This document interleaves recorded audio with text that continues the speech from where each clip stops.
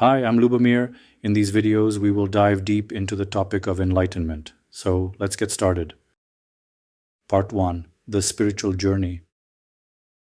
I created this series of videos as a guide for the journey of a person who is not only terrified of death, but also terrified of life, a person who has many questions that are not answered at all, or who receives answers that make him believe in something that someone else has experienced, felt, thought. I don't give answers to questions. I am merely suggesting the way one should think and setting out the markers one should look out for so as not to get lost on one's own path to answers. And what makes me think that I can describe this path and set out these markers? It is my personal experience of this journey. It is daily meditation for 32 years under the supervision of a man who has reached a master level. He was a student of a great master, a genius, who I will talk about later. In everything I say here, I will not rely on the authority of other people, but only on my own experience resulting from my pilgrimage on the spiritual path. I have asked myself many questions on this journey, only to be left in the end without a single answer. Because the realization of successive answers will eventually lead you to the place where this journey ends, even though there is no end. It is a place without questions and answers, without beginning and end. But first you have to walk this long road paved with questions. So let's try asking some of these questions. Is it possible to realize enlightenment in the conditions of the 21st century? What does it actually mean, and why should every human being be concerned with it? Is it something realistically achievable? And if so, how? What path leads to this realization, to this knowledge? I will try to answer these questions, but since this is not an exact science like, say, physics, any answers will only be a guide to the solution and not the solution itself. The solution lies in the realization of each individual truth through its realization. This means that every person must actually carry it out in their mind and thus directly carry out this answer themselves. In other words, realize it. Everything that has been said here is addressed to people who are not only looking for amusement or to pass a long moment. It is for people who feel an inner urge to get an answer to questions like, who am I? What is the meaning of my existence? Is everything really just matter? Is there a God? What are all these things around me, and why do they exist? What is their purpose? And more importantly, what is my purpose? Where am I going with my life? These questions should burn you like a fire burning in your mind.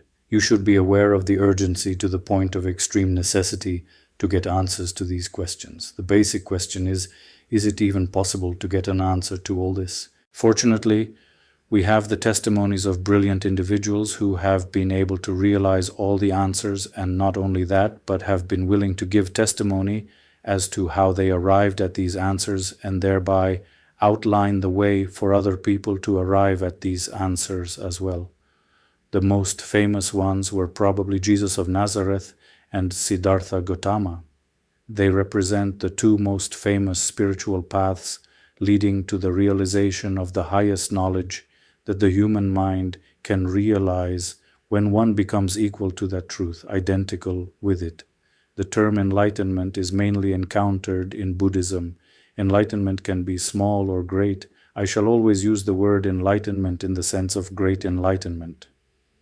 Saint in Christianity, which is usually understood as the equivalent of the samadhi stage of the path in Buddhism, culminates in the life in Christ when we come face to face with God. This is the realization of the great enlightenment. This great enlightenment also has two phases. They are, however, little mentioned in the texts of those who realized it.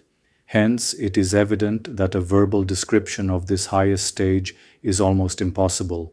The reason for this, however, is not the lack of eloquence of the authors, but the limited possibilities of human language, i.e., of words, of concepts.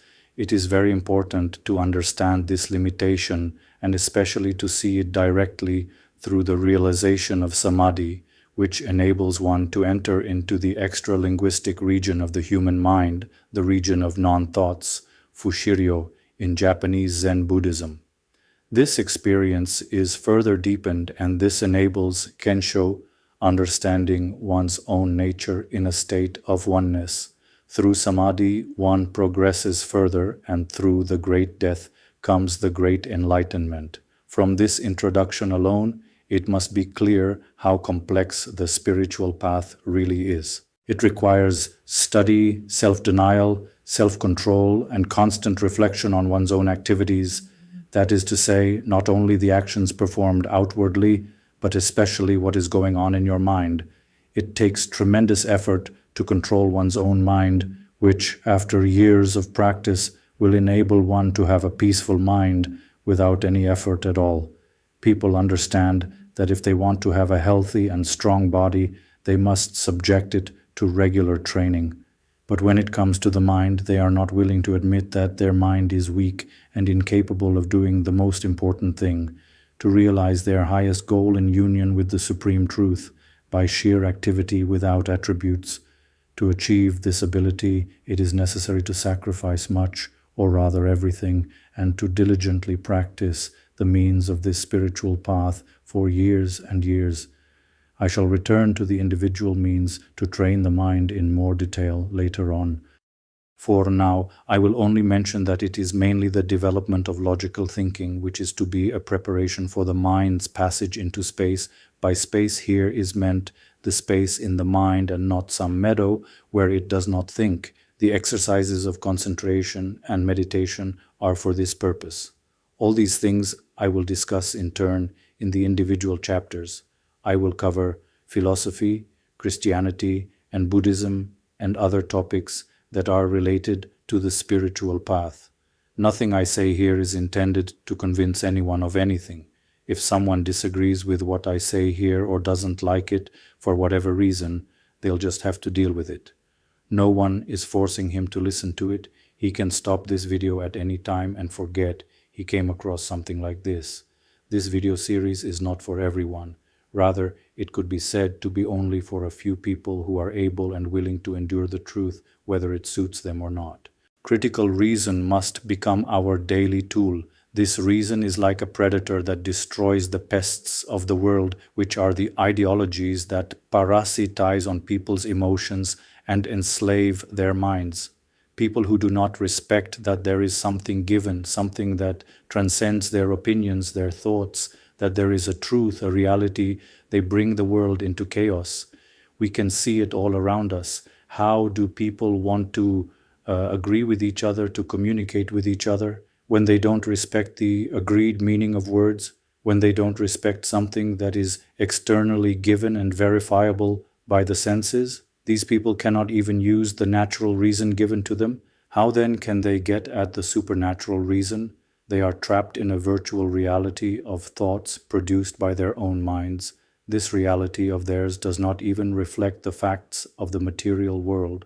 It is a reality created by their love of themselves and the objects that enable them to feel good, important, powerful, or to satisfy with increasing intensity their bodily needs. They often invoke the word love. They are able to use this word to justify anything, from their own inability to control some bodily need to starting a world war.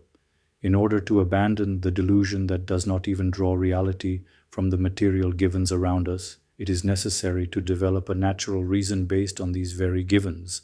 Reason somehow defines everything, delimits it, and distinguishes it from another thing, and so defines it. This definition must not contain a contradiction. If you say of something that it is big, it also means that it is not small.